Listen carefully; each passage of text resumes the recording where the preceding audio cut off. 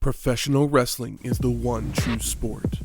Other sports have their share of intense, dramatic moments, but nothing can compare with professional wrestling.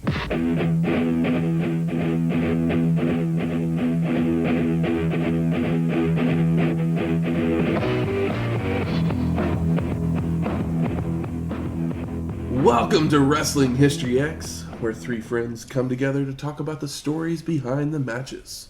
I'm Matt. And I'm Matt Pizza. And I'm Mac Daddy Shane. Welcome to episode 206, Hardcore Heaven, 1996. It's hardcore. Hardcore. I was supposed to do an Italian accent. Where's the angels at? Angels? We're in heaven, aren't we? Oh. I'm sure. Mike, did I miss a line there? I didn't see one. I'm sure it's ECW. There'll be some honeys, some gutter angels, if you will. Yeah. Possibly the nastiest, dirtiest, skankiest woman of all time. Yeah. What a badge of honor. So this was the third Hardcore Heaven produced by ECW. It would take place on June 22nd, 1996 from the ECW Arena in Philadelphia, Pennsylvania, with an attendance of 1,250 people. We got and probably bump up in numbers. Another like 30 or so outside the door. They're hanging from the rafters. That explains that narrow walkway between the rail and the ring. Yep. Peeking in the windows. Added some more seats. But we are back in Philadelphia. Yeah, we are. So, Shane, did you do what you do? Well, It's an endorsement. yes. We are back in Philly, so yes. I did what I do and jumped on the old interwebs and looked up stuff trying to figure out what the hell to make for this show because my Philly resources are pretty Ever much dwindling. depleted. I might have to start looking way in advance and like ordering some shit off of Amazon or something like that because get some more local snacks, some sodas made in Philly or near Philly, or make it yourself Philly cheesesteak kit from one of those special places. We can't be buying soft shell crab sandwiches in Oklahoma City. Yeah. We might never wake up. I almost did that for Baltimore. Ah. Went to one of those Chinese food places and... Or I guess that's more of a Baltimore thing. I got Baltimore Yeah. on the mind. But yeah, we're in Philly, and we're watching an ECW show, and so I had to figure out what the hell can I make for this. So as I've done for the last handful of ECW shows, I let the show inspire what I was going to bring, and it just so happens that there was a segment or two that came together perfectly in one glass. 2 segments, 1 cup, something like that. First we have, I don't know, Blue Meanie seems to be inspiring a lot of these beverages too. Either Blue Meanie or the Dudleys. He's a good inspiration. Yeah, he is. He's my muse. We have the, what's known, at least on the internet, as the Blue Dust Bunny. It contains blue curacao, vodka. It called for peach juice. But as I was telling the fellas, I did my shopping for the cocktail at the local 7-Eleven because, again, it was inspired by the show, and it seemed like I shouldn't go too fancy, high dollar on the ingredients if I'm going to make something that, It's inspired would bring all show. the gutter sluts a-running.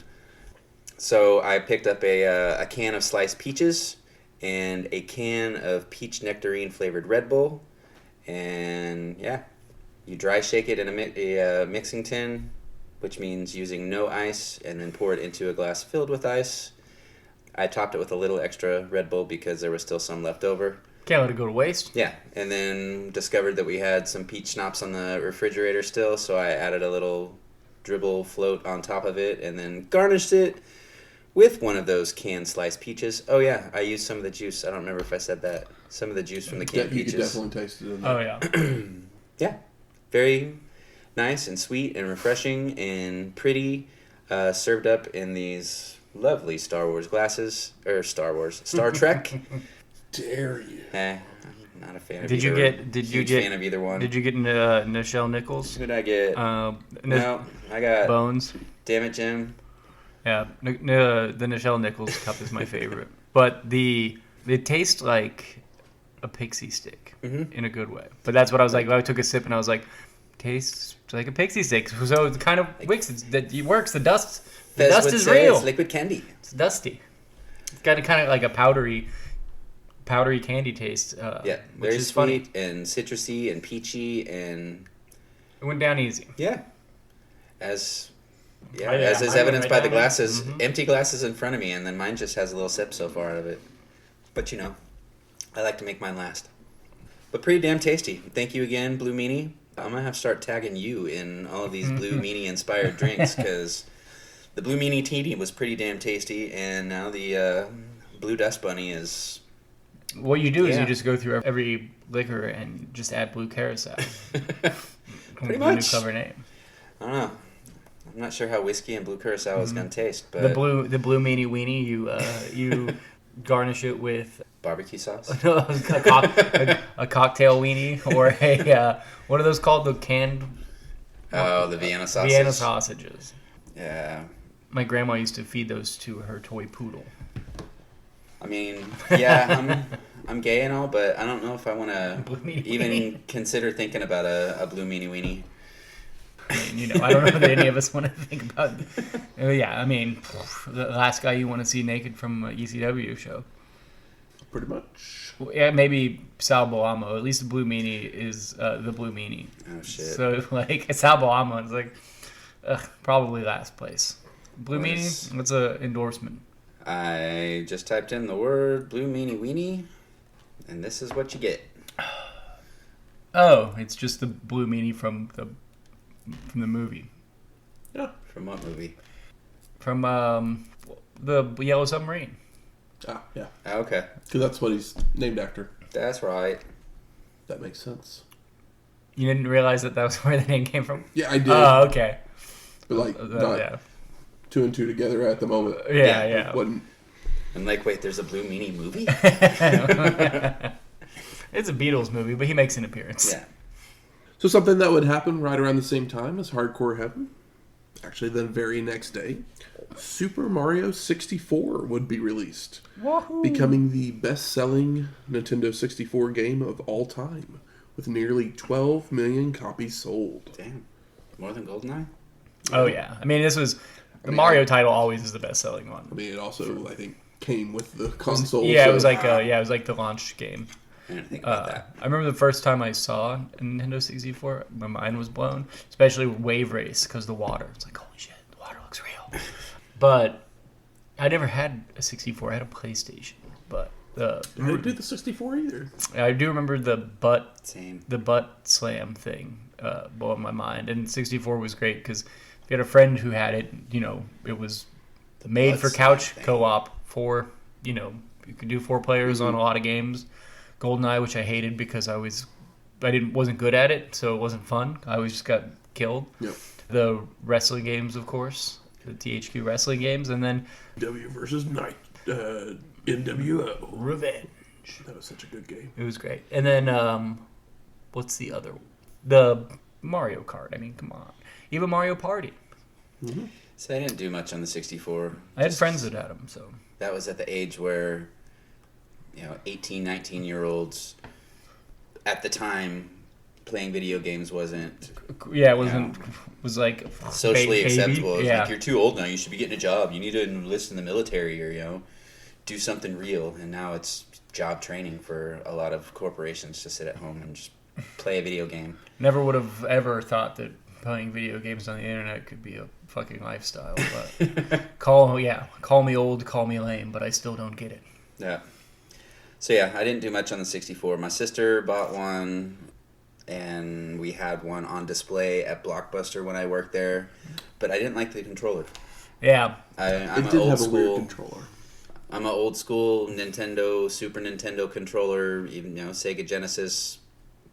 It was because that was the bulky one, right? It's the one with the 3, like a trident with 3 things. It's got in Yeah. the middle has Yeah. the trigger button and then like the joystick and then there's the D-pad over there. So like it's terrible controller for like fighting games, but for that controller does work great for like your Zeldas and your Mario games. It works great for the Nintendo games for sure. Yeah. But you don't want to play Mortal Kombat on 64.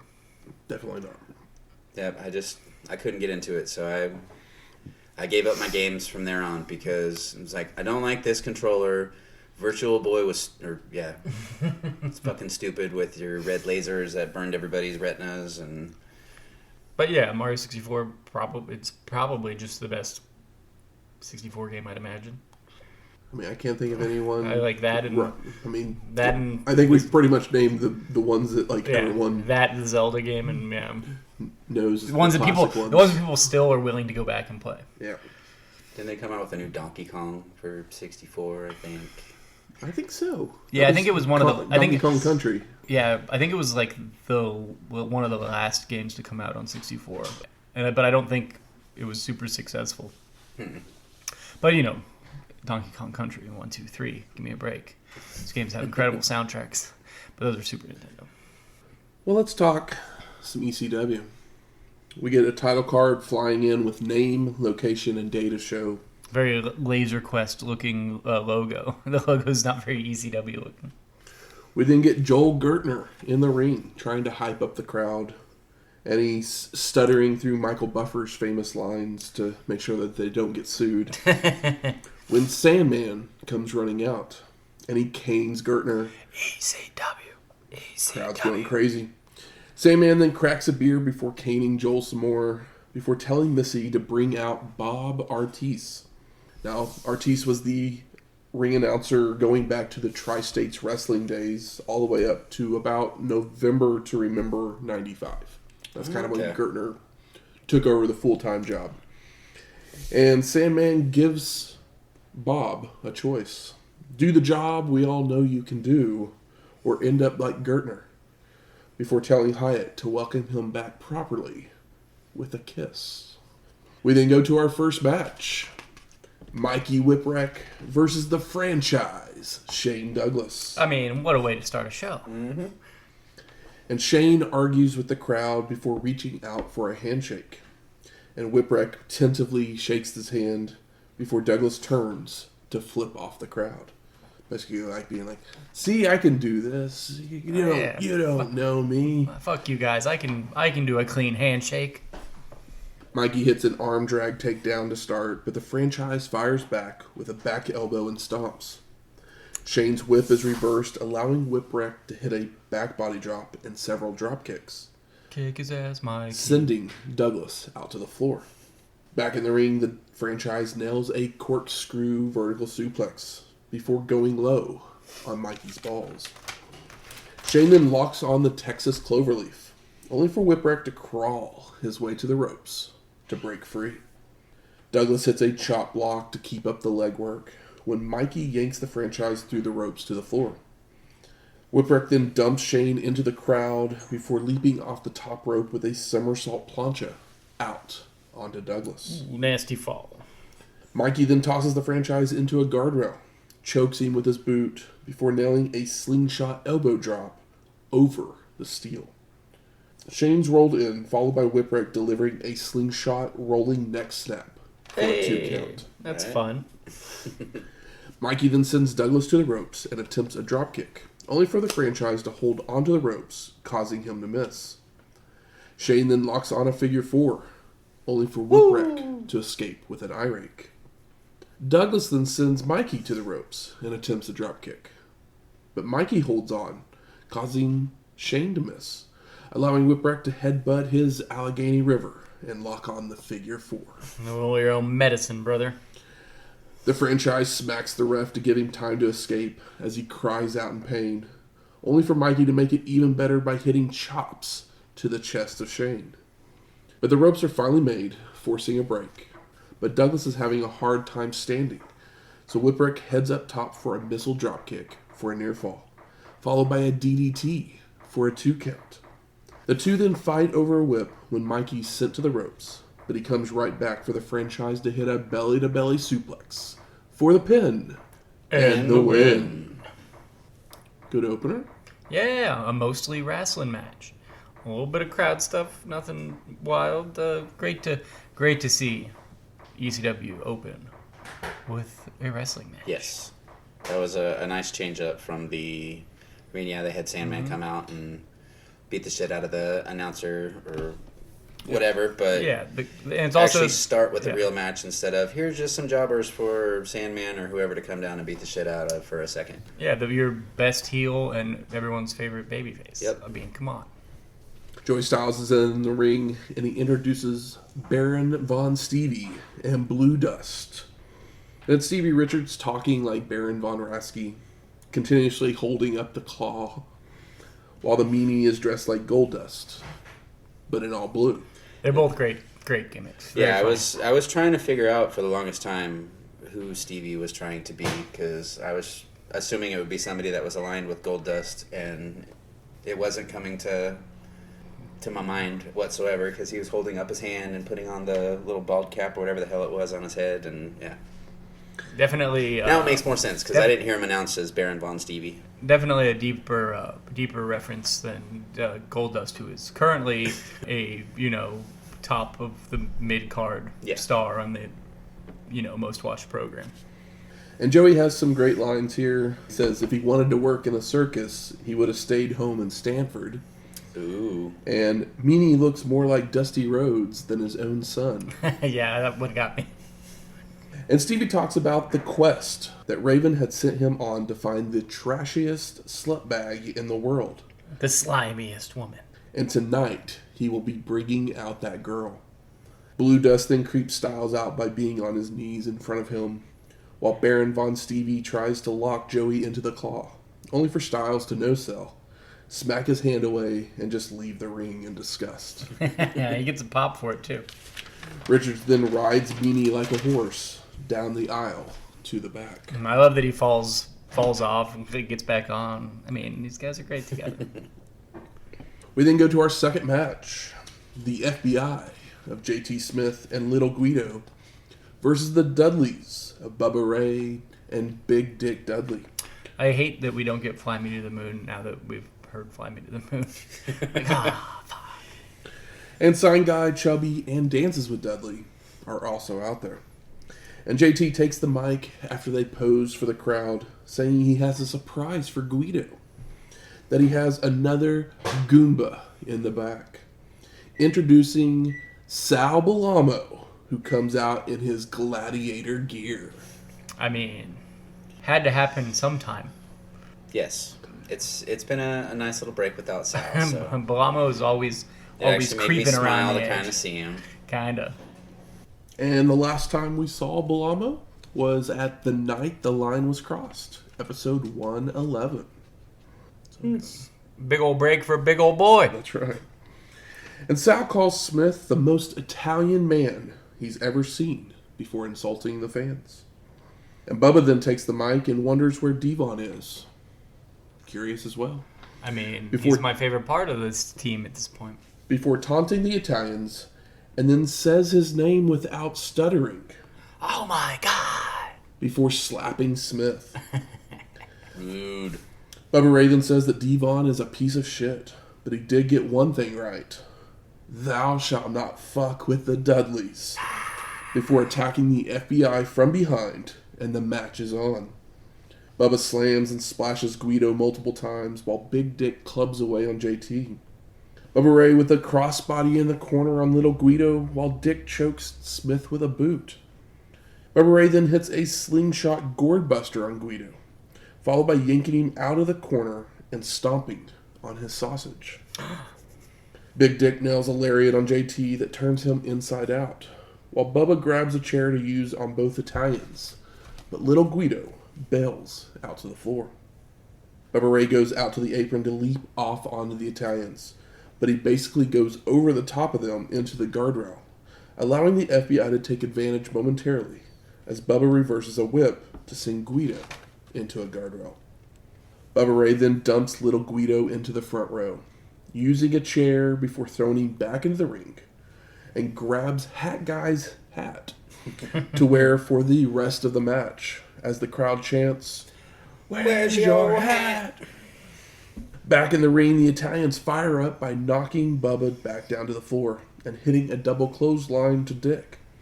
but he no-sells and delivers a double chokeslam, followed by press slamming Guido over the ropes through the timekeeper's table. Oh my god. Sal then takes a chair to some of the Dudleys on the outside, which brings Big Dick out to confront him, where Belamo nails a couple more chair shots right to his head, but Dick no-sells those. Sal then gets picked up by Big Dick and carried to the back, allowing the FBI to work over Bubba Ray, including JT hitting a top rope somersault leg drop for a 2 count. You love to see it. That's a impressive carry, by the way. I mean, I know Big Dick's a big dude, but Sal Belamo's a big guy just to pick up and carry. Yeah. All of a sudden, Devon's jumping the railing with chair in hand, taking out the Italians to cause a disqualification. Post-match, Devon takes the mic and taunts the crowd. Shut up! Before scolding Bubba for not waiting, saying he always has to bail him out. Devon then takes out all of the Dudleys with chair shots, before heading back out the arena, jumping into a van to drive off right as Big Dick makes it to the street.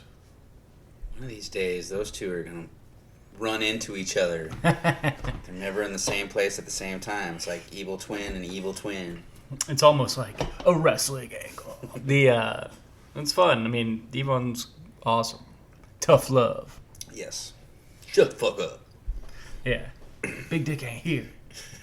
So we go to our third match. Paul Varelans versus Taz with Bill Alfonso and Team Taz in a shoot fight. And some other wrestlers, such as Shane Douglas, the Eliminators, and RVD, have all come out to the ringside as well. And we'll talk more about them after the match. I love the big flag and the Team Taz guys roll the flag up. It's some nice pomp and circumstance for the Tasmaniac. Fonzie takes the mic to taunt Varelans, letting everyone know that Taz is undefeated. I love that he's the Alaskan polar bear. What a nickname. And Joey says he's no Don Wilson, Jeff Blatnick, or Bruce Beck, who were the UFC commentary team at the time. Because I'm sure that you guys absolutely do. It's just some I mean, that was my assumption. There's some context clues, but yeah, I wouldn't have been able to tell you what those guys did if you just How you told doing? me their Jeff names. Blatnick, UFC. Yeah. So the two men are cautious to begin. Paul's big as hell, by the way. I mean, Taz is not a very tall man, but Paul's a big boy.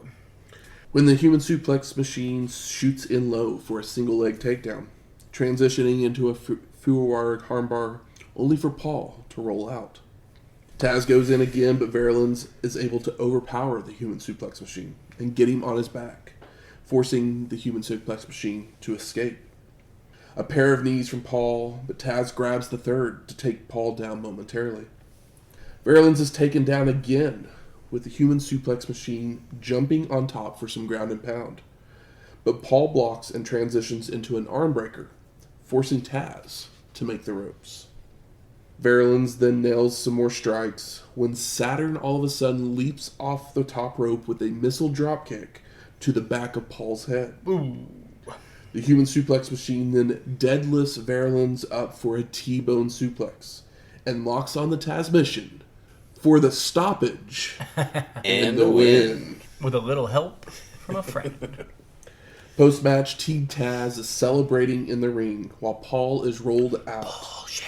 With Joey saying, Taz has sent a message to every ultimate fighter, every martial artist, every amateur or professional wrestler today. Taz will stop at nothing. And the crowd, as you were saying, doesn't like what they were saying. Bullshit.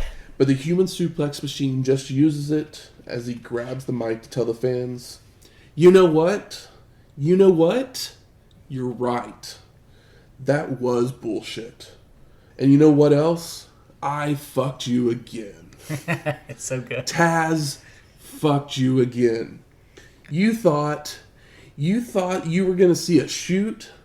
That wasn't shit. I fucked you again. You ain't shit.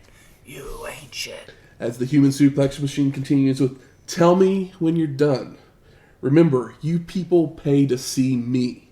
I don't pay to see you. So when I'm talking, you shut your fucking mouth. Sabu, Sabu.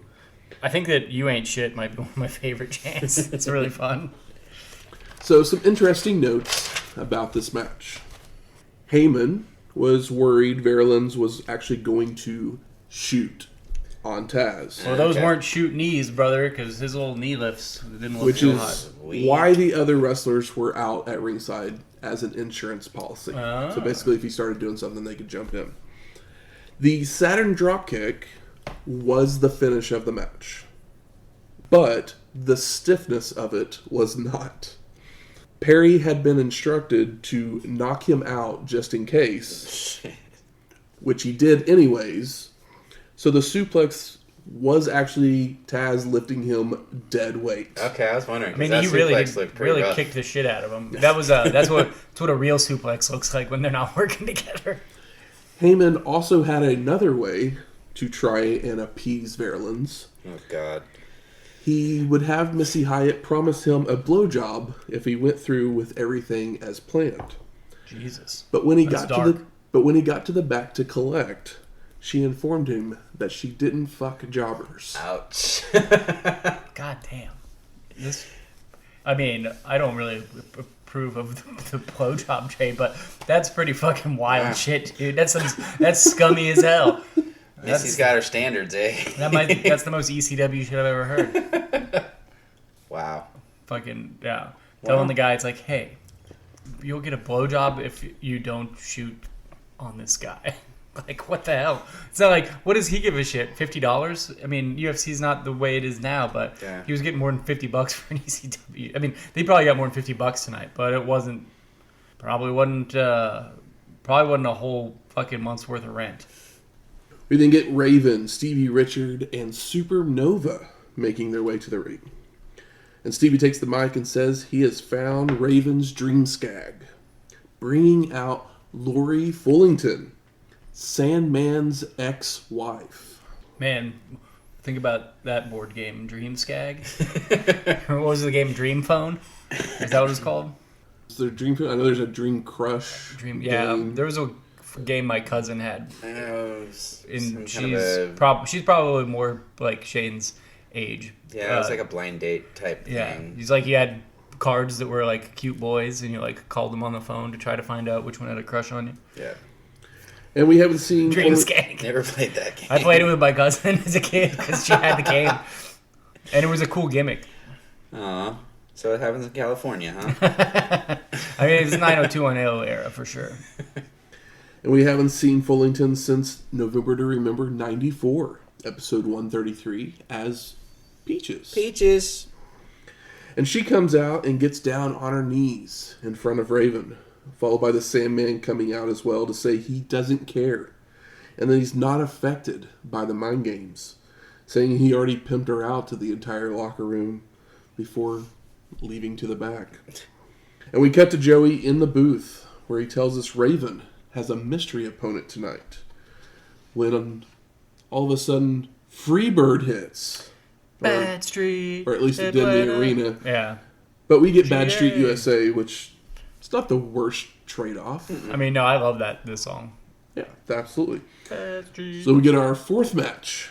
Raven with Stevie Richards and Supernova versus Terry Bam Bam Gordy for the ECW World Heavyweight Championship. What the fuck? All 265 pounds of them. I mean, come on, guys. Is this not the surprise of the night? Terry Bam Bam Gordy. As he was walking down the ring, that's why I kept looking at him like, that's not who I think it is it? I didn't think I'd ever actually see him wrestle again, so... So the champ came out first. Foreshadowing. I mean, it'd be sick if Terry Bam Bam Gordy won the belt, but... And we haven't seen Bam Bam since Great American Bash 92, episode 71. Damn. Didn't he have injury and that kind of fucked up, scrambled his brain, and then... If you want to call an injury Bad bump, eh? Injury. Self-inflicted injury, but... He almost died a couple times from overdoses. Yeah, but supposedly he wasn't quite the same. But I think that they put him under like a mask or something in WWF for a second and realized it didn't work. Not yet. Not yet. So we're not to that point yet. I don't know why I was pulling that out of my wrestling knowledge, but for some reason I thought maybe that had happened. That's why I'm very curious who he's going to be. Well, it won't be for a long time, but I'm sure we'll see it.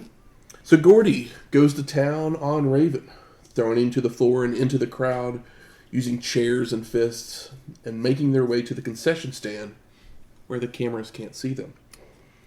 And Raven's busted open as they make their way to the Eagle's Nest, where Terry continues to use chairs, frying pans, and other plunder. The two men make their way back to the ring, where Bam Bam hits several clotheslines until Stevie runs in to distract Gordy, allowing Raven to go low to Terry's pebbles. No. Raven faceplants Bam Bam multiple times before getting a strand of barbed wire, wrapping it around Gordy's head, only for Terry to come back with a lariat. Should have really said bedrocks. Bam Bam and Pebbles. Yeah, but Bedrocks is funny because it's got the bed part in it. I mean, they're both very acceptable. Maybe next time. There we go. Bam Bam applies the Oriental Spike, which is jabbing his thumb into the neck. Yeah, it's basically a side headlock, but he's got his thumb out into his neck. Which brings Richards and Nova in to pull Gordy off. All of a sudden, Tommy Dreamer runs out and DDTs both Nest members, which then brings out Brian Lee to drop the innovator of violence with a primetime chokeslam. And Terry now takes out Lee with a powerbomb before wrapping the barbed wire around Raven's head, tangling it up in his hair, and smashing his head into the turnbuckles. Ouch. And the ref keeps trying to intervene, so Bam Bam knocks him down with the right hand, allowing Richards to return to nail a Stevie kick, followed by a Raven DDT for the pin and the win. Boo. Post-match, Tommy immediately drops Raven with a DDT onto a chair, but Primetime's right there with another chokeslam.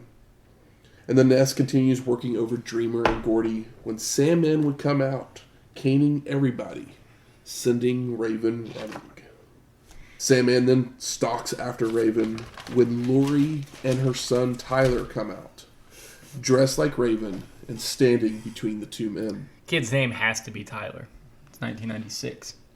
And the look on Sandman's face is priceless as Raven starts yelling at him to come through his son to get at him. Raven even has Tyler talk into the mic saying, "Daddy, you're a drunk. Now I worship Raven." That's a pretty good, Simpsons, classmate voice, Matt. And both Raven and the kid do the crucifix pose as Sandman continues to look on gut-wrenched before Raven screams, "He worships me!" He then turns his attention to Tommy to taunt him about not being able to get Beulah pregnant before they start to leave. And McGillicuty then challenges Lori to a cat fight right then, but Raven holds her back, dragging Peaches to the back. Sandman follows down the aisle in agony before the crowd gives Terry Gordy a massive standing ovation and chanting of his name. When Blue Dust would then come out and does his whole shtick, but Kimona grabs him with a testicular claw and Beulah drops him with a DDT as the crowd chants, "She's hardcore! She's hardcore!" Oh, Beulah. That was a fun little segment. Yeah. Yep. As far as, the match I thought was really good, considering we hadn't seen Gordy in forever. Oh, yeah. he definitely That is a total fucking shot. brings it, lays in the hammers to the back and stuff. It looks good. A little old school slap with the new school slap. Oh, yeah. I love to see it. We then get our fifth match. The Eliminators of Perry Saturn and John Kronus versus the Gangstas of New Jack and Mustafa Saed for the ECW World Tag Team Championships. And the champions came out first. Foreshadowing.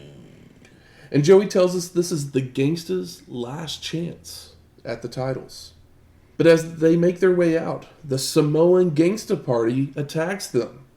And the last time we saw Samu was at SummerSlam 94, episode 130. And all of the Gangstas just brawl their way around ringside and into the crowd, while the Eliminators just look on from the ring. The Bruise brothers then run out and attack the Gangsters as well. Hey, at least it's not at the end of the show. Leaving New Jack and Mustafa laid out and bloody. And boy, is New Jack bloody. I thought it was the end of the show just because of it was all of that happening. Yeah. So the match is officially a no contest, as EMTs have to come out to help the Gangstas to the back. New Jack is cut deep. And Saturn takes the mic and tells the Bruise brothers they didn't do them any favors, before calling them a couple of inbred motherfuckers. So the Bruise brothers roll into the ring, and it looks like we're going to get our 6th match of the Eliminators of Perry Saturn and John Kronus versus the Bruise brothers of Don and Ron Bruise for the ECW World Tag Team Championships. What is it? He is Saturn, that is Kronus, or whatever. I can't remember the thing. I like it, though. And the two teams begin to just brawl in the ring, with Perry ducking a big boot and nailing a super kick, a body slam, and a top rope elbow drop. Looks great. Saturn and Ron head to the floor, leaving Kronus tossing Don to a corner, following in with a handspring back elbow. Everybody's on the floor now, brawling away, and Ron throws Perry into a table, right before John is tossed into a table multiple times to finally break it. And all 4 men head out into the crowd, where Kronus hits a spinning heel kick and a chair shot on Don. Back in the ring, Saturn misses a moonsault on Ron, allowing him to nail a big boot and team up with his brother for a double big boot on Kronus. All of a sudden, a trash can and the Gangstas, with bandages around their heads, are in the ring. Which means all 6 men are brawling away. Plunder abound. The Gangstas are using trash cans and title belts over the heads of everybody when officials would come out to pull the Eliminators and the Bruise brothers to the back, leaving the Gangstas standing tall in the ring. Did you see New Jack working the head of Kronus, trying to bust him open? Like, knuckle out, trying to get him above the eyebrow, like, really laying it in. It's like, oh, he's obviously, he's New Jacking. He's got that adrenaline from all that, from all that blood. But I was like, Jesus, man. So this match was a no contest as well. Shot. So we go to our 7th match. Axel Rotten and Hack Meyers versus the Samoan Gangsta Party of Sammy the Silk and Mack Daddy Kane. Mack Daddy Kane. Samoan Gangsta Party. After the Samoans are announced, the crowd blows up with chants of, "Who gives a fuck? You fat fuck." And Yokozuna. Yeah, they really don't want anything to do with them, and they might be being mean, but how could you begin to care about the Samoan Gangsta Party? Yeah, I mean, if you're gonna bring in the Samoans, that's totally fine, but bring like a popular one, or like bring back Snuka to introduce them or something, so you at least have at least one of somebody. At least have one of them in shape. These guys also, like, this is in shape for them. My favorite part of their gimmick is that they are wearing those like Gadzooks style T-shirts, where it's like a button-up shirt that has like 2 blue stripes or 1 white stripe. They're kind of dressed like taxi drivers.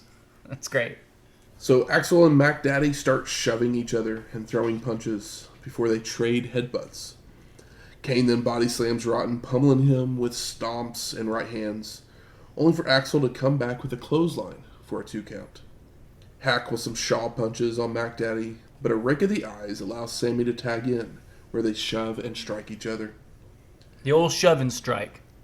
Kane comes in and Meyers takes care of both with more shaw punches and a double noggin knocker. But they are Samoan, so it's no sold. And the party delivers a double headbutt to Hack. Probably the only fun spot here. Both Samoans climb to the second rope on different corners, leaping off with a double flying headbutt to Meyers. When all of a sudden the Gangstas come out, followed by the Eliminators and the Bruise brothers, for them all to brawl. I don't care. The entire locker room then empties out to try and calm the situation as the fans are throwing trash into the ring. And I wish that the beer cans were full to teach ECW a fucking lesson. Because these empty beer cans, they're just going to throw it over their shoulder. But they all know that this is like not good heat. This is go away heat. And that these cans should be full of beer so they don't do shit like this. And I don't want anybody to get hurt, but sometimes you got to fight fire with fire. So you need those empty cans so they can recycle them and pay their wrestlers. Goddamn. So my favorite part of this entire pull apart brawl was actually Don E. Allen trying to hold back one of the Bruise brothers. Yeah, Donnie, you're Donnie Allen is smaller than us. Yeah, and the Bruise brothers are bigger than us. Yeah. So by the way, that means that we get another no contest. Ooh. Yay! Hey, all I'm saying is, it's not the last 45 minutes of the show. You got to do this crap. You got to sandwich it. Is all I'm saying. You can agree to that. Absolutely. Okay, just making sure. So we go to our 8th match: Lionheart, Chris Jericho versus Pitbull number 2 with Francine for the ECW World Television Championship. And all I have to say is, damn, Francine. I mean, yeah. She's looking good. Hmm? I told you I'm a Fran fan. You are. Yeah. It's on Mike. Fran Stan? Fran, I don't know about that. I don't know if I stand anybody. But she does look a little upset about something as she's Yes. coming to the ring. She's got a bit of a Scowl. scowl. Great word. Great band. So the two men stare at each other down to start until Pitbull just shoves Lionheart out to the floor. Back in the ring, Jericho nails a spinning heel kick, tries for a second, only to be caught and dropped with a powerbomb by number 2. Lionheart's body slammed down, followed by Pitbull lifting Jericho into a gorilla press, transitioning into a tombstone pile driver. Oh my god. Jericho tries to trade strikes, but number 2 overpowers him, followed by a press faceplant down to the mat. I mean, honestly, the gorilla press into the pile driver should be the finish of any match. But Yeah. I know Chris Jericho isn't the guy to take the pin here, but he's the only guy that could probably have done the move. Spoiler, jeez. Well, I mean, he's not going to take the loss that quickly. Gotcha. He's on the come up. Okay. Is kind of what I'm saying. And who the fuck is Pitbull 2? We love Pitbull 2 because we've forced ourselves to watch enough ECW that we recognize his raw talent. Make it sound like I torture you guys or something. It feels that way sometimes, but we're in it together. That's right. In the trench. Pitbull then tosses Lionheart around the ring, lifting him up on his shoulders, only for Jericho to counter into a victory roll for a 2 count, followed by nailing a pair of clotheslines. Lionheart's running the ropes, so Pitbull goes for another press slam, but Jericho counters into a head scissors takedown, sending number 2 to the apron, where Lionheart lands a springboard dropkick that sends him out onto the guardrail. This is good shit. This feels very Japan. Yes. A very wrestling match feel in an ECW wrestling match. Yeah, lots of big moves and kickouts, but it's all strung together well and competitively. Pitbull then climbs back into the ring, where Jericho delivers a standing spin kick to knock number 2 back out to the floor, following out with a springboard moonsault out onto the Pitbull, where if he doesn't catch Lionheart, he may be dead. Yeah, both of the spin kick and the fucking out to the floor were pretty gnarly. Yeah, because he protects Chris Jericho's head very obviously, which is Like, good on you, Pitbull. I'm all for front row seats, or ringside seats, but yeah, that's literally reach out and touch the ring close. Give them guys some room. Yeah. Jericho rolls back in, but number 2 drags him back out to the concrete to run him into a guardrail and use a chair over the Lionheart's head. Back in the ring, Pitbull starts to wear down Jericho with a camel clutch before whipping him to a corner, where Lionheart goes to leap up and over the charging number 2. And Fran's still just in the corner with that scowl. Seems to be in a weird mood. But he's caught and shoved out to the apron. Jericho then hits a couple strikes to back up the Pitbull before climbing to the top for a missile dropkick for a near fall. Right to the head of the Pitbull.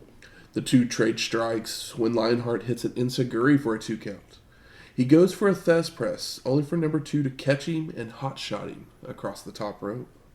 Pitbull then rams Jericho into the top turnbuckle from a backbreaker position before delivering a super fallaway slam. All of a sudden, Shane Douglas comes out to steal the belt from Francine, even going as far as kissing her. And number 2 rolls out to help, but the franchise throws Franny in front of him, causing the Pitbull to accidentally drop her with a lariat. Tough look, Fran taking bumps. Yeah. She did, I will say, Shane Douglas did steal a kiss, but she did slap him. She did. She got a little bit of revenge. Shane is dropped on the guardrail by number 2, followed by Lionheart trying for a slingshot splash out onto the Pitbull, but he moves, so Jericho lands on Douglas. Now Pitbull 1 makes his way to the ring, arm still in a sling, and he picks up Francine onto his good shoulder to carry her to the back. While our competitors have made it back into the ring, with Lionheart leaping off the top rope for a Rana, only to be caught and dropped with a powerbomb for the pin. And no! Jericho kicks out. Lionheart with a Samoan drop, and he goes for a lion salt, but he's caught and looks to be dropped with another tombstone, only to reverse, but number 2 reverses back and suplexes Jericho into the ropes and down to the floor. The franchise has finally made it back to his feet, and he tries to leave with the belt once again, but the refs stop him and retrieve the championship. In the ring, Lionheart leaps off the top rope, where the Pitbull catches and drops him with a power slam, followed by going to the top rope himself, only to be met by Jericho, where he tries for a superplex, but number 2 lifts him up into a superbomb, which Lionheart counters to nail a super hurricanrana for the pin and the win. And new! I mean, that midair head scissors, it's pretty fun stuff. Mm-hmm. Post-match, Shane is throwing a tantrum, while Pitbull hands the belt to Jericho and shakes his hand. And Douglas keeps trying to get in the ring, but number 2 fends him off with a chair, and the refs lead the franchise to the locker room. And there's a standing ovation for both men. They love the Pitbull. You know, these guys are smart fans. They know who Chris Jericho is. They know what Chris Jericho can do, but it kind of hurts a little bit that Pitbull couldn't carry the belt a little longer. So I wonder, is this handshake the inspiration for the code of honor? I think, yeah. I mean, it's been done a million times in wrestling, so you know, Just a matter of respect. it's just a matter of respect. We then go to our 9th match. Primetime Brian Lee versus Tommy Dreamer with Beulah McGillicuty and Kimona Wanalea in a weapons match. Yay.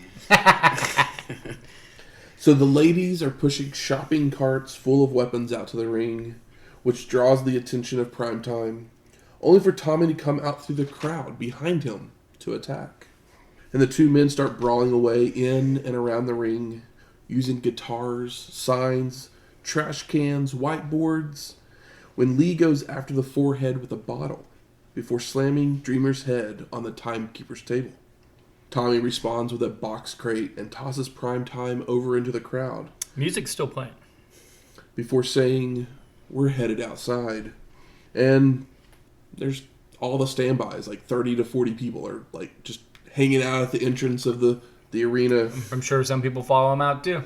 And the action just ends up making its way across the street to some other building, with the camera trying to keep up, but the fans are just swarming the two competitors.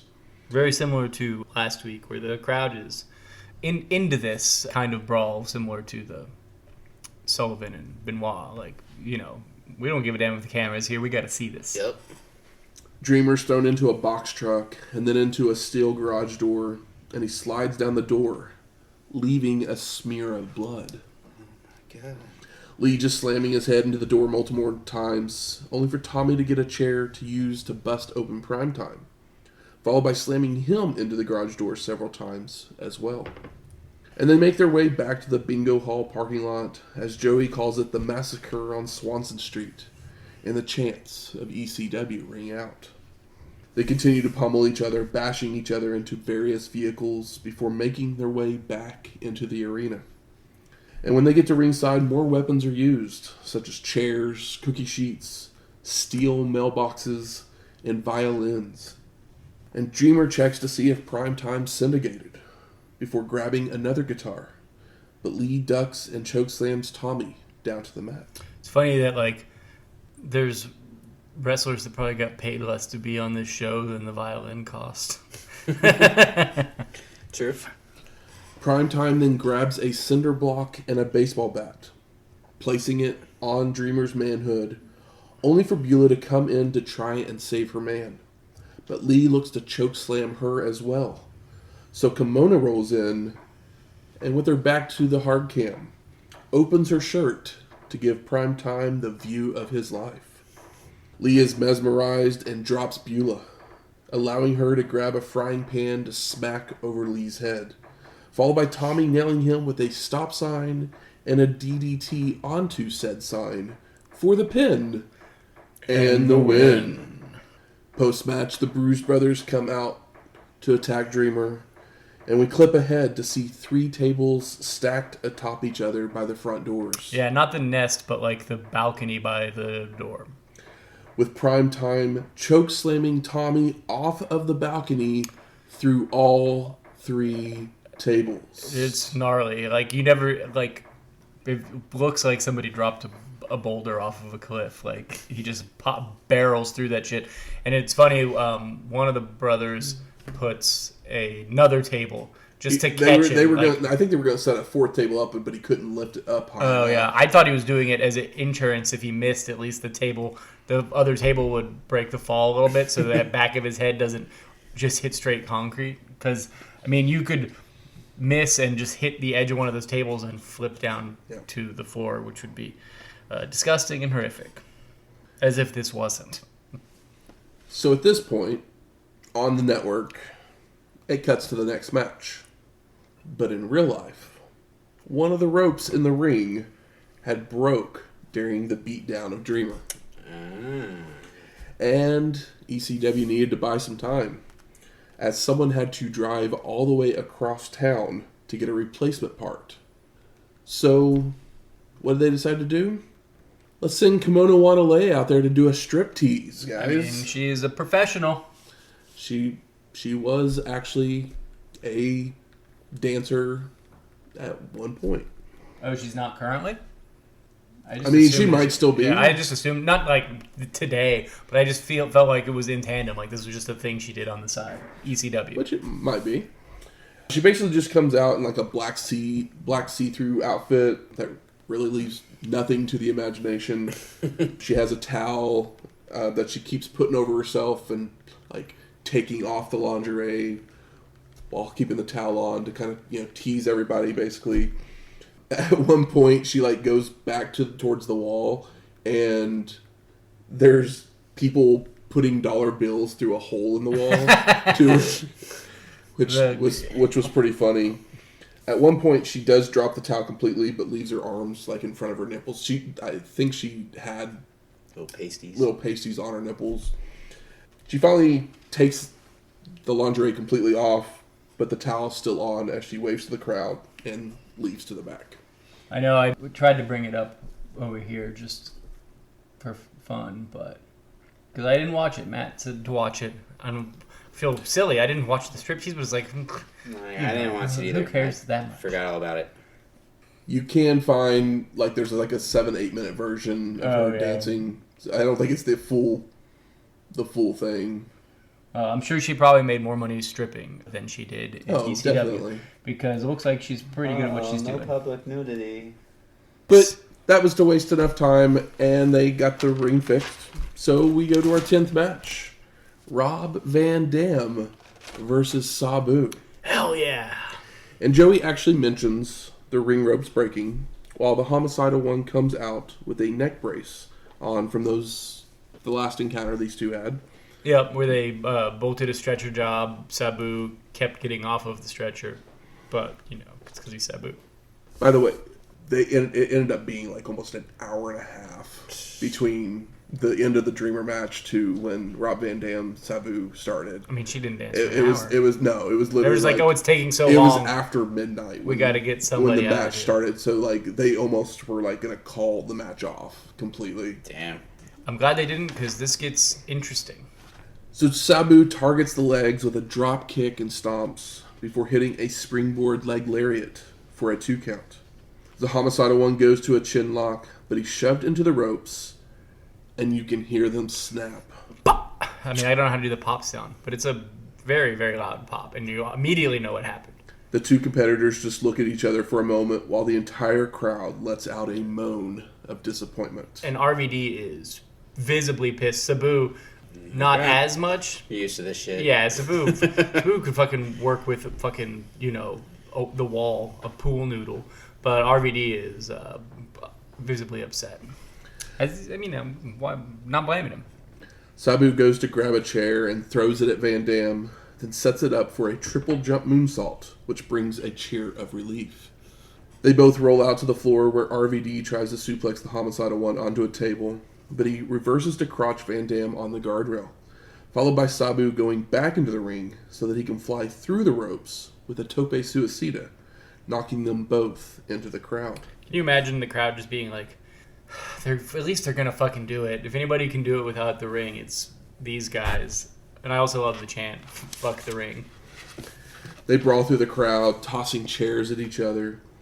RVD then nails a chair-assisted leg drop on the bleachers before grabbing an umbrella to use.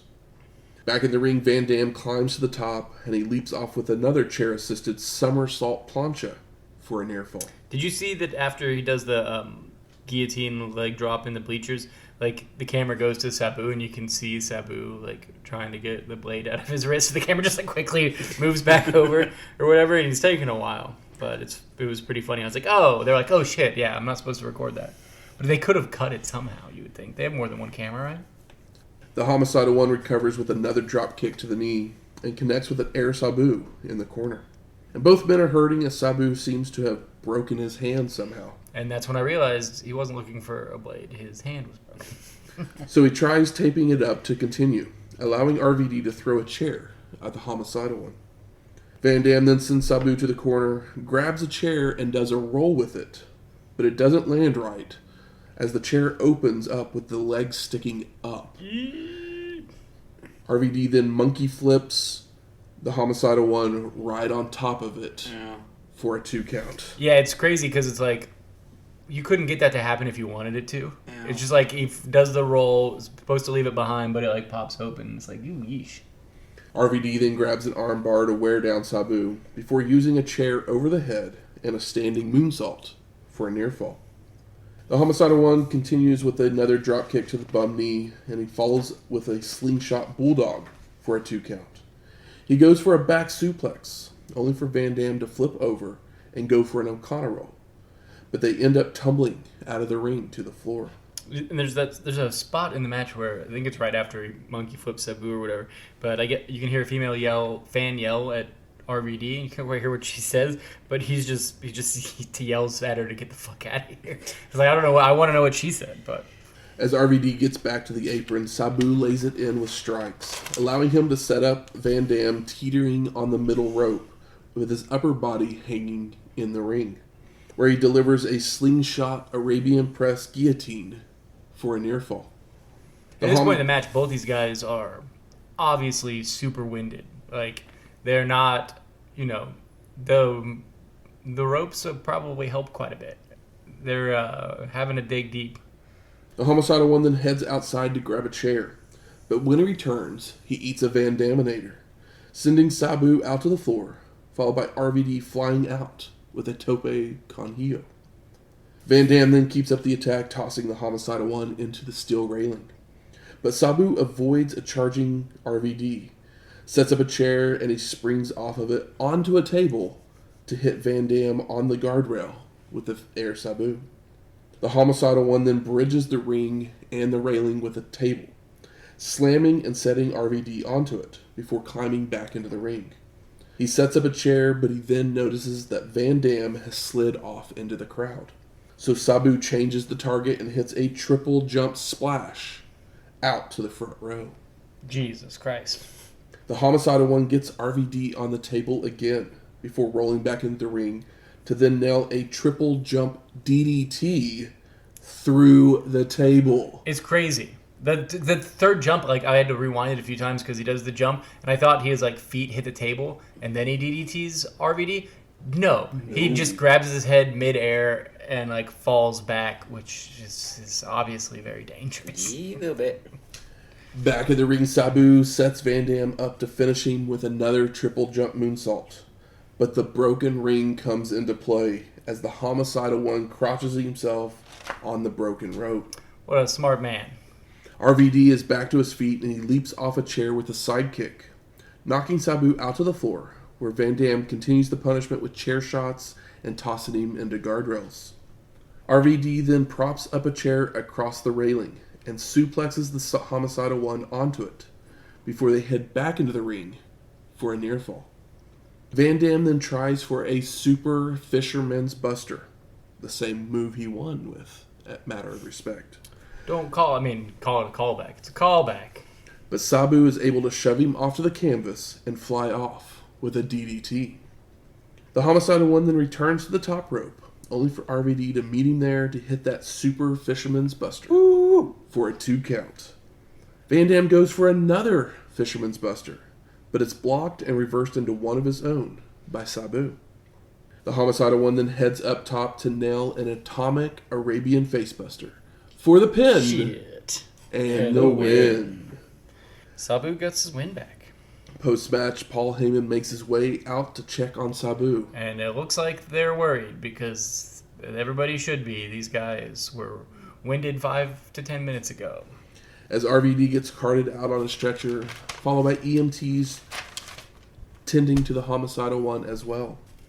Sabu resists at first, but he eventually gets stretchered out as well, as Joey says his goodbyes, and we fade to black. Double stretcher job. So I ask you, gentlemen, what are your overall thoughts of Hardcore Heaven 96? I almost wish ECW didn't have a tag division. Because that's the only part of the show that I couldn't bring myself to care about. Yeah. The tag division... I mean, we like the Pitbulls when they have worked real matches. Yeah. Yeah. I Hardcore Heaven, I never know what to expect with those. Because, I mean, I shouldn't even specify Hardcore Heaven. ECW shows, yeah. You don't know what to expect because you think you know what they're going to do, and then either they change it up or forces of nature happen. And had some fun moments in the show, had some scary moments in the show, had some what the fuck moments in the show. You know, a throwback with a returnable Sal Balamo. So, equal parts good, equal parts bad, equal parts... I think with the exception of, like, the tag stuff dragging on, like, even if they just cut out the Samoan Gangsta party, probably would be easier to palate. But it's at least all held into the one segment of the show. But the bookends of that are pretty fucking great. There's some really actually good wrestling matches here. There's some actually good brawls here. You know, Chris Jericho, Pitbull, great. Mikey Whipwreck, Shane Douglas, great. It's good shit. Sabu, RVD, doing. I don't think anybody else could have worked a match that engaging with broken fucking ring ropes. Yeah. Tommy, ropes, broken hand. Yeah, Tommy Dreamer is not the innovator of violence because Sabu is the innovator of fucking violence. And RVD, like, these guys are using chairs in interesting ways. These are not kendo sticks or cheese graters or whatever. It's like that's innovation. Hitting somebody with a Nintendo is an innovation. It's hitting somebody with a Nintendo. So the pieces for ECW are all there. Mm-hmm.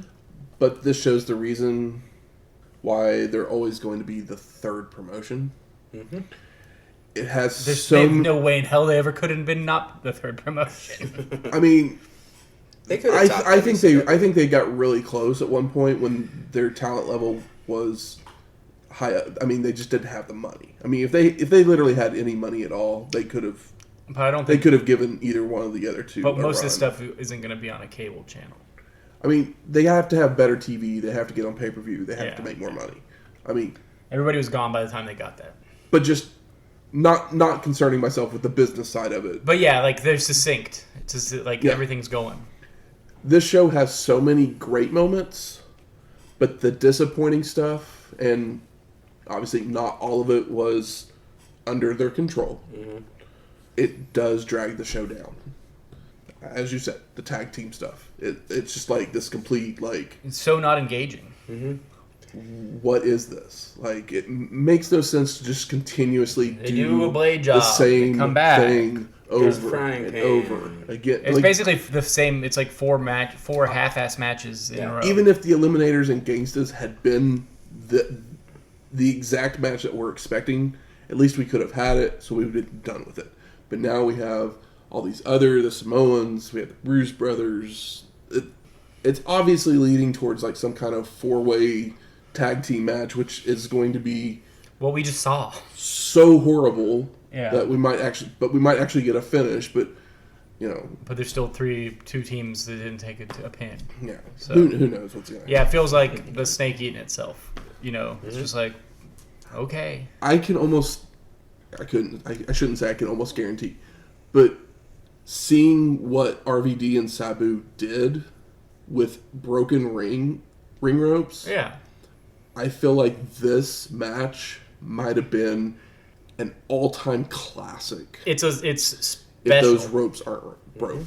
Yeah, but with the ropes broke, it makes it special and I think kind of must see. I mean, it is still a must-watch match. Oh, yeah. Yeah, I absolutely. would put it on the short list with the ring ropes. But broke. but like, you know, it's a different Like match. it's possibly top 5 match for me if those ring ropes aren't broke, because they just were like all over the place, just going insane, and that's with them probably having to change things. And they're way more winded. You can see it with those, without the ropes. Like these guys, it's taken more out of them.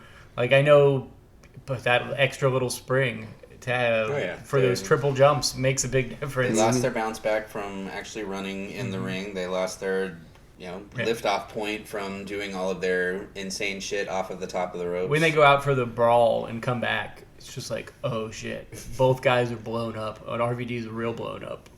Yeah. But they keep it going. Good. Where's the smart marks at? All right. Fuck you. I think it's time we smark it up. So what are some of the best moments of this show? I mean, standing ovation for Terry. Terry coming out, the crowd being pumped. Awesome. This crowd was on fire. I mean, on this show. This is probably the biggest ECW crowd we've seen. Yeah, they added that extra 100. And, like, everyone is fucking red hot. Like, the product is brought in fans as opposed to having the same fans there all the time. I mean, it literally, like, just noise level wise, it felt like there was not just an extra 100 people. Oh, yeah. It felt like there was an extra, like, 5 to 1,000 extra Yeah, people. it felt like a stadium show as opposed to... Yeah, everybody's completely engaged. Yeah. They're not just, like everyone's engaged. They're not just there. We've seen shows with fucking 6,000 people that don't have this kind of like fervor for the product. Fervor. Nice word. I don't know what word I was like, I don't know where I pulled that one out of, but they were fervorous. Let's see here. I mean, the Mikey Shane match was fun. Yeah, I love that, but I'm a sucker for both those guys. The Stevie and Blue Dust are fun. yeah, Like, Yep. We've talked about Stevie and Blue Dust. It's silly, but it's a good bit of levity in the midst of everything else that happens. I like their silly... it's not over the top dumb. Yeah. Like what we get in WWE in the last like 5 years or so. Yeah. It's actually good comedy. Yeah, it's not like high comedy, but it's still good. It doesn't have to be smart to be good. Farts are always funny. But I really appreciate Stevie and Blue Meanie because then I watch the Dudley stuff and like that doesn't really tickle me quite the same way. It's like, yeah, like it's fine, but Stevie and Blue Meanie like will make me crack a smile no matter what they're doing at least once.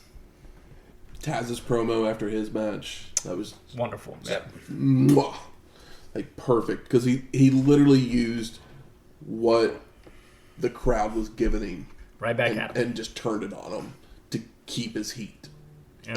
In a match that it was obvious that the crowd was like, Not this is not cool. Like, don't sell us this bullshit. Yep. Mm-hmm. And he just turned it right back on him and turned up the heat even higher on him. Which is great. yeah. That's why he's one of my favorites. He's a smart man. But yeah, like with the exception of the tag stuff that is, like we said, thankfully in the middle of the show and not at the end of the show. But outside of that, like, I think that it's a must-watch show. And that stuff, get up, make a sandwich, take a piss, and don't hit pause. Like, What are your all feelings on Peaches coming back and involving the sun? I mean, that is very, much. like, pre-Attitude Era, like, stuff. So it's probably influential, but it's trashy, and at least Sandman showed a different side of himself as opposed to just being Sandman. Yeah. So it was like, well, I'm more interested in this than I was, because my interest level was pretty low with Raven and Sandman at this point. So at least now there's an angle. Stakes. An angle, yeah. There's an angle, there's stakes. Like, it's not just a big fuck you party. Now there's blood involved. Yeah, it's gone from Jenny Jones to Springer. Great analogy. Any other best moments? I mean, Jericho getting his TV That's title true. win. I mean, Jericho won the belt. best moment of the show is probably press slam into fucking pile driver, and it should have been 1, 2, 3, but I get it. But like that move, no one should kick out of that. That was great. No one should kick out of a pile driver, let In- alone yeah, any exactly. pile driver. But that was like Steiner level fucking crazy shit. Yeah, it was pretty much close to a Steiner screwdriver, wasn't Yeah. it? But I'm glad that Pitbull, he got the rub from Jericho, because unless Jericho wants to go full heel, like they need to shake hands. Like, you've always been a Franny guy, Mm-hmm. and like I think Francine is attractive. Don't get me wrong, but this You liked show- her when she was angry? I was just like, I mean, she was just looking good, and I was like, Beulah and Kimona came out. I was like, okay, Francine's still the best, and then the striptease happened. I was like, well, okay. She's a professional. She's professional. Slowly roll, Yeah. Francine. Kimona's still the one for me. How about most disappointing? We know. We've said the tag team stuff, obviously. I mean, it hurts. It hurts that Pitbull couldn't have had the belt longer, but there was a great match, and the right guy probably won, obviously. But I just love me some Pitbull. So, I mean, the shoot fight's not good, Yeah. but the angles. but the whole Taz turns the around. ending to it is story, great. the ending, and the whole story behind it. Yeah, I wasn't ready for that. I just was rolling while reading it. And it made it made so much sense when you brought up the drop kick, because when I saw it, I was like, "Ooh, nasty!" Yeah. I was like, "Ah." That and the Tazplex at the end, because my thought was, oh, damn, he couldn't really pick him up, could he? But now it makes perfect sense why. It wasn't working with him. He is out. I bet Paul Varelans was pissed. I'm... He was knocked the fuck out. Who cares? I mean, just in general, like, what a fucking shitty experience. I mean, I think he was probably more pissed that he didn't get his blowjob. He also got fucking, kicked in the face by a motherfucker, and then while he was out, suplex. That's fucking not cool. But hey, I had a good time. I do not like Brian Lee. No. I do not enjoy Brian Lee in the ring. I don't love him either, but I feel like that was actually a very good match, considering what those two have been involved in. I thought that match was good. Yeah, Brian Lee has definitely been better than I expected him to be. It's still not like something I'm excited about, but it's not fucking Axl Rotten. At least he looks big and badass. He looks big. He looks badass. But I see him on my TV, and it just goes like everything goes blurry. I have to make myself focus on the match because your eyelids turn to concrete. Yep.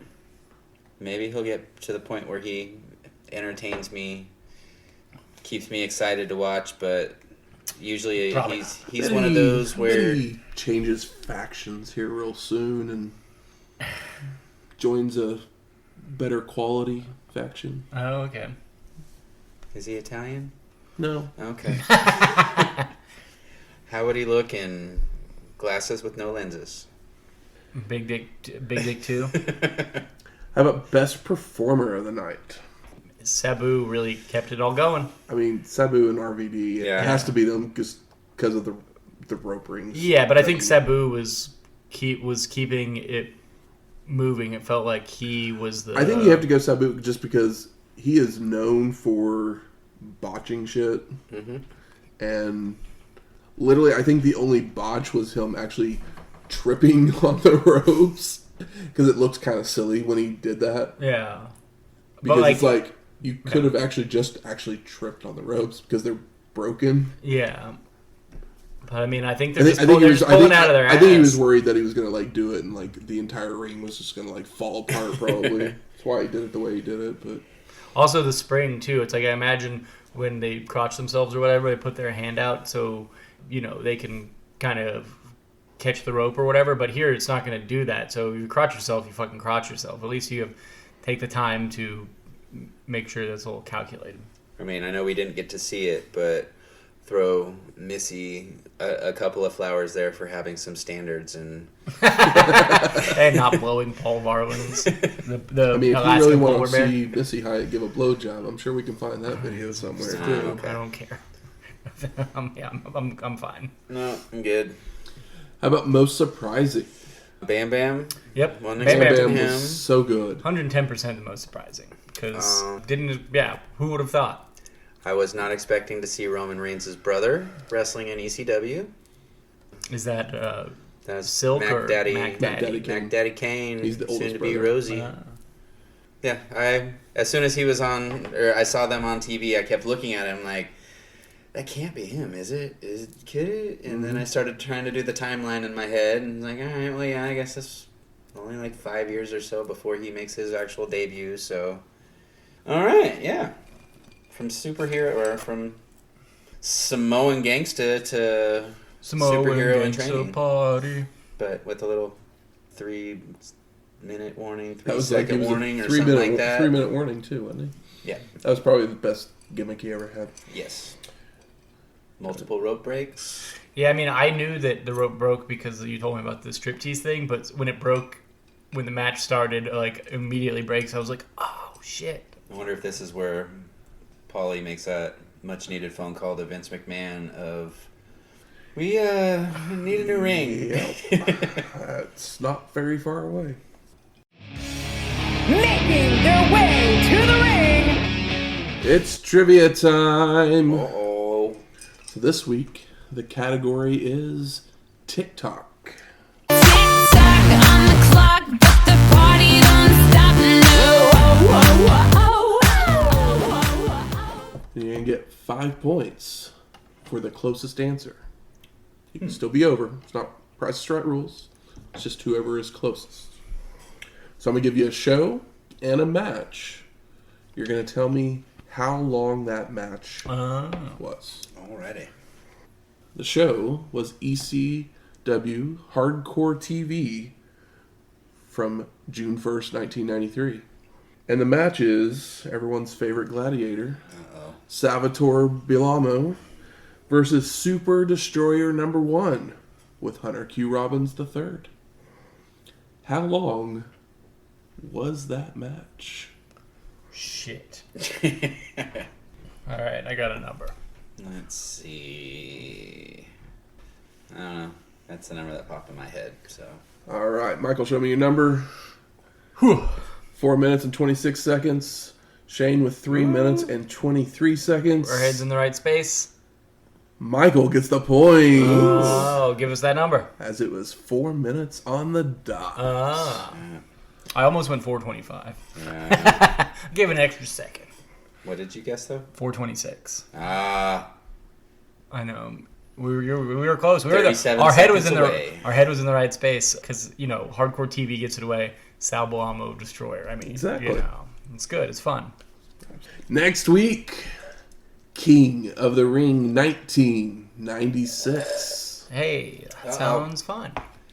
Oh, King of the Ring, 96, eh? Might have to look into the Bible a little bit. Shane's got a big old smile. I got a good idea what I'm getting into. Sounds fun. Could be, yeah. This could be interesting. Could be something from the city. Could be something inspired by the show. There's lots of choices there. Something biblical. Something cold. I don't served want on matzah. ice. Don't serve me matzah, bro. Something. Never had matzah, so I don't know. I'm bringing something with mozzarella, but... Music from this week's show is Thunder Kiss 65 5-5. Yeah. by Rob Zombie. And Sabu won our main event, so we play Fight by Little Crazy. If you like this episode or any of our other ones, please go out there, rate, review us on iTunes, Stitcher, Google Play, or wherever you find your podcasts at. And if you have any questions, comments, concerns... Got any royal recipes? Anything that you would serve to A Kang. a Kang? Yeah. Yeah. So you're going to ask for something for a medium-sized Mang next time we do our WCW show? Mang. The medium-sized Mang was really good. I should have used that. Call back to last week. Yes, Sorry. definitely a callback. It took me a second there. Hey, this It's so funny. It's like you're not medium. You're this huge. blue dust bunny that I just finished up here is affecting my memory. Send me some recipes. Send me some drink ideas. Something royal for the show. Something. Or Yeah. from Wisconsin, 'cause that's where the show is. Oh. Royal cheese. I know. I was like, cheese curds. Like, I don't know anything about Wisconsin. If you have any of those things, you can email us at wrestlinghistoryx@gmail.com or find us on Twitter at WrestlingHistoX. That's Wrestling HISTOX. We'll talk to you next week. Later. What's all this noise? Could someone give me something just to